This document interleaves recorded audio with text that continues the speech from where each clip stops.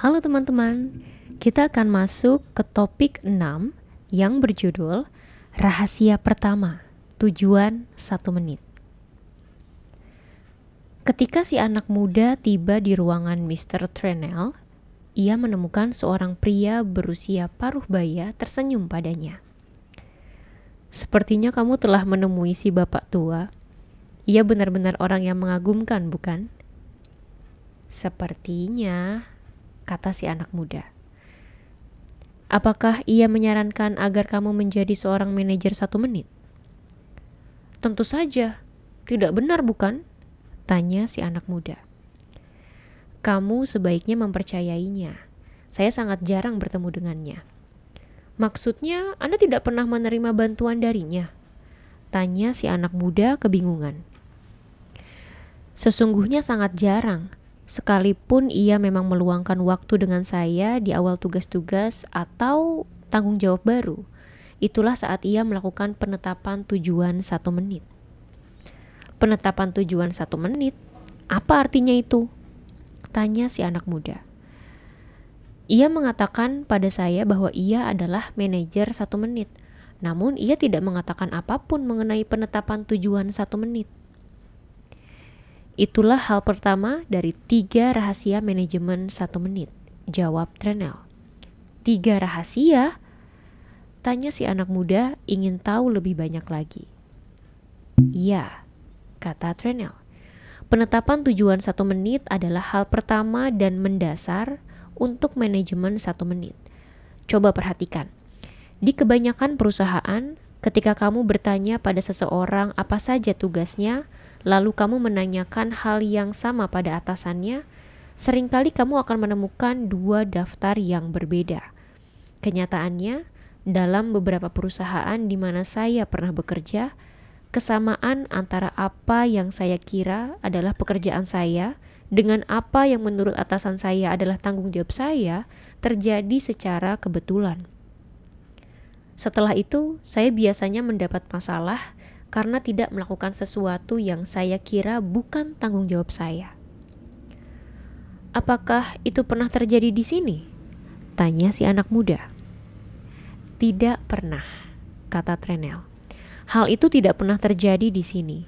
Manajer 1 menit selalu mengatakan dengan jelas apa tanggung jawab kami dan untuk apa kami diandalkan. Bagaimana ia melakukan itu? Si anak muda ingin tahu. Dengan efisien, kata Trenell dengan seulas senyum. Trenell mulai menjelaskan.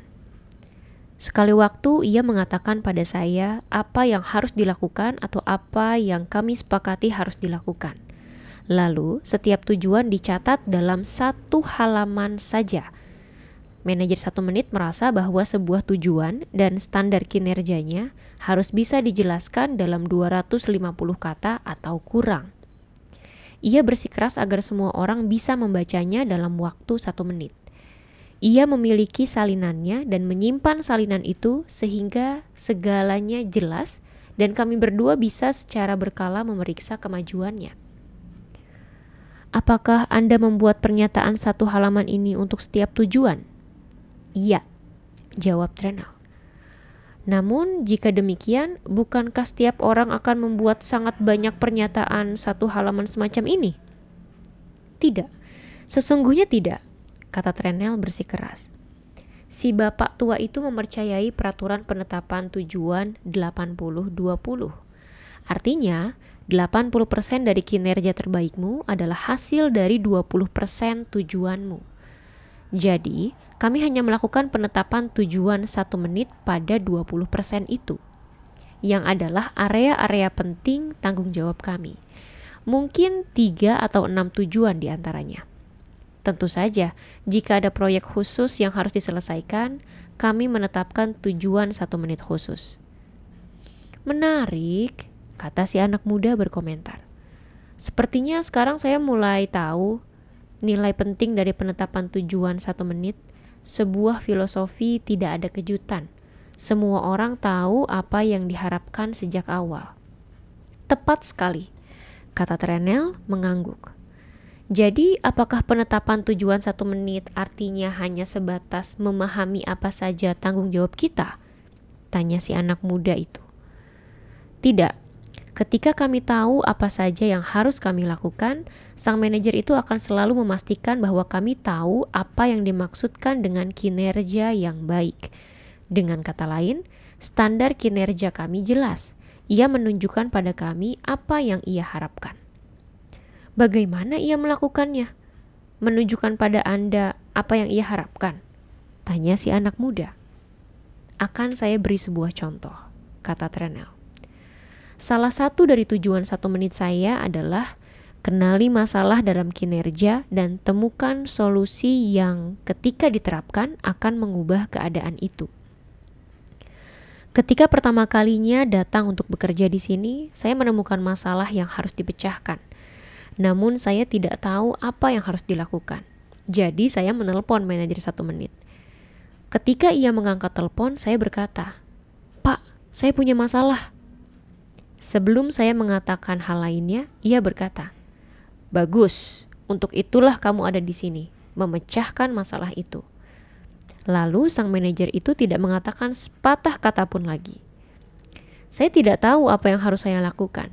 Keheningan itu memekakan telinga. Saya akhirnya tergagap.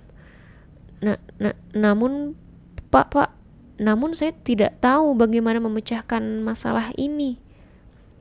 Trenel, katanya, salah satu hal yang akan dituntut darimu di masa yang akan datang adalah menemukan dan memecahkan masalahmu sendiri.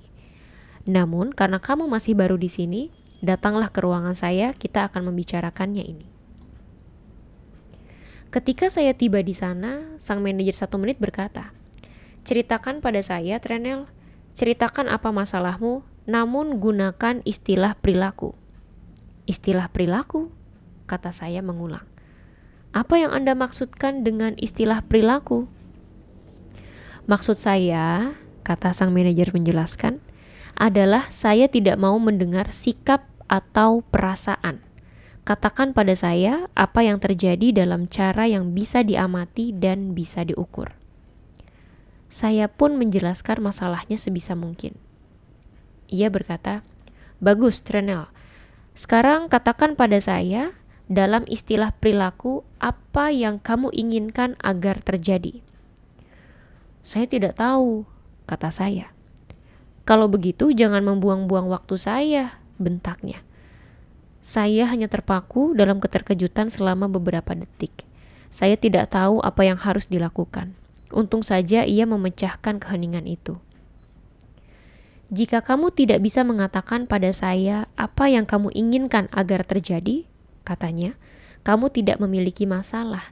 Kamu hanya mengeluh. Masalah hanya timbul jika ada perbedaan antara apa yang sesungguhnya terjadi dan apa yang kamu inginkan agar terjadi." Karena bisa belajar dengan cepat, saya tiba-tiba menyadari bahwa saya tahu apa yang saya inginkan agar terjadi. Setelah mengatakan hal itu kepada sang manajer, ia meminta saya mengatakan apa yang mungkin menyebabkan perbedaan antara kenyataan dan hal yang saya inginkan. Setelah itu, manajer 1 menit ini berkata, "Apa yang akan kamu lakukan mengenainya?" "Saya akan melakukan A," kata saya. "Jika kamu melakukan A, apakah yang kamu inginkan akan terjadi?" tanyanya. "Tidak," kata saya. "Kalau begitu solusimu sangat buruk. Apalagi yang bisa kamu lakukan?" tanyanya. "Saya bisa melakukan B," kata saya. "Namun, jika kamu melakukan B, apakah yang kamu ingin agar terjadi benar-benar terjadi?" serangnya lagi. "Tidak," kata saya menyadari. "Kalau begitu, ini pun adalah solusi yang buruk," katanya. "Apalagi yang bisa kamu lakukan?"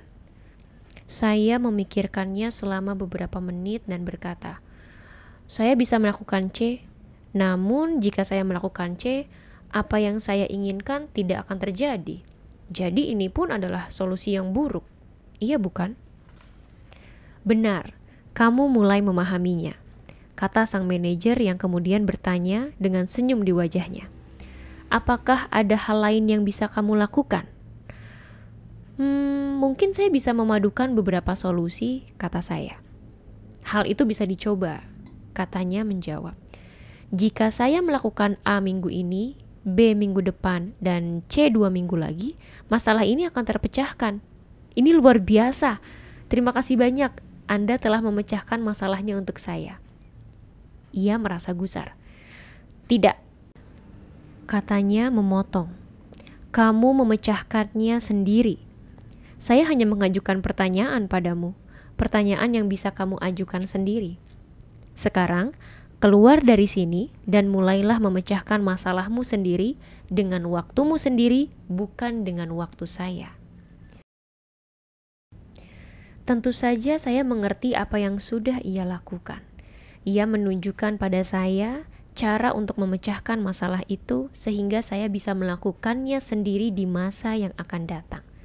Lalu ia berdiri, melihat padaku, tepat di mataku dan berkata, kamu cerdas, Trenel. Ingatlah itu jika kamu menghadapi masalah lagi. Saya ingat saya meninggalkan ruangannya dengan senyum. Trenel bersandar kembali di kursinya dan terlihat seakan-akan ia mengingat-ingat pertemuan pertamanya dengan manajer 1 menit.